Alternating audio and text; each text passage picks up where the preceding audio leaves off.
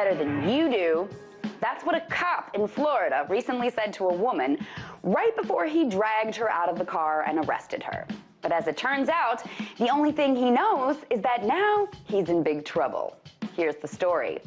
Brandy Burning was in her car, alone, driving in the HOV lane in Florida, which you shouldn't do because it's against the law and also very annoying. So Deputy O'Brien pulls her over. So he's doing his cop thing at the side of her car, and she says to him, "I have to tell you, I was recording our conversation." His response? "Okay, well, I have to tell you that you've just committed a felony. Yeah, give me your phone." And then he proceeds to get in her car and tries to take her phone away while repeatedly saying, "You're committing a felony. Hand me the phone. I know the law better than you. Believe me." But she didn't believe him, which is good, because he was just flat out lying. It's not a felony to record a cop while they're on duty in Florida. It's not even a misdemeanor. Courts have upheld the public's right to record cops on the job there, so long as the phone isn't interfering with the cop's job. So then Deputy O'Brien tells Ms. Burning that she's going to end up in jail if she doesn't give him her phone. And she says, "Okay, I'll go to court, but I'm not giving you my phone." This is all captured on audio, by the way. And then all hell breaks loose.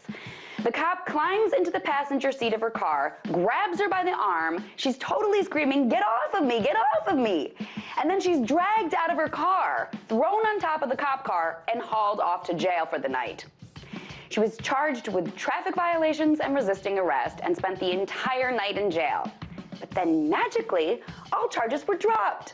And after all that felony talk, she was never even charged with making an unlawful recording, proving that the cop knew he was just making up that felony crap. She was left with bruises on her face, a sprained wrist, a rock lodged in her leg, a scar on her leg, and the upper hand.